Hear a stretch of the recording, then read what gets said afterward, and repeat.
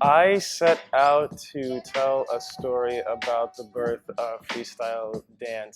Like, how is it that in this neighborhood, northern part of New York City in the 70s, this thing that took over the world, how did it start? How has the piece changed? My whole intention for coming here was to work on the musical aspect of the show. The show's main language, I would say, is dance.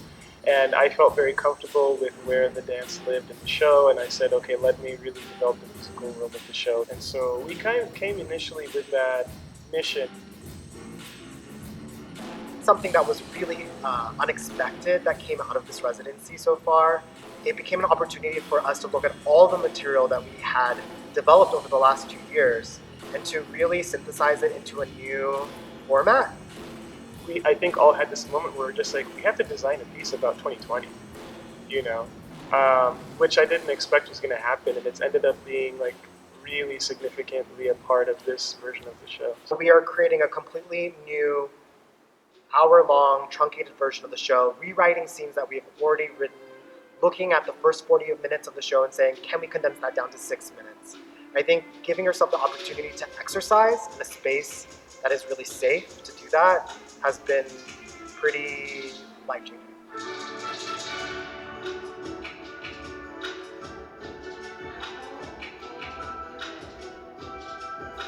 For 2020, I actually had no desire to perform. I found a lot of dynamics in specifically like the New York and regional theater context to be really problematic. Really, when the protests around like the spate of police killings happened, I found myself in a position where I said, I don't think the theater enterprise was just to begin with.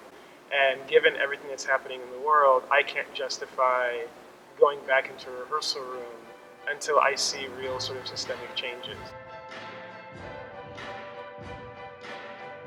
This version of the show feels much more like it's in conversation with very specifically like the anger that I feel. I'm really grateful to the creative team because we're also friends, like just outside of this, and so we really created space for those conversations. And I'm so thrilled because none of us are running away from that.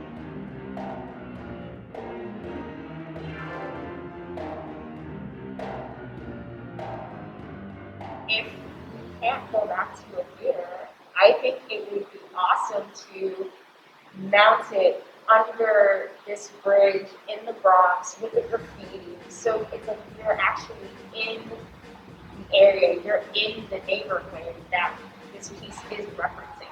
And I feel like theater in general has to really go that way. And it would also give more voice to unknown or independent playwrights.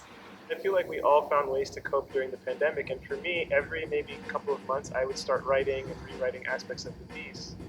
And that, in a way, is kind of what, sustained me. While I had no desire to perform, for the industry, having a space where I can create, and like I said, just like think through my ideas and like feel, like there's a sanctuary, and not only that, but there's a lot of support, on the part of MASS MoCA towards us, has really been amazing.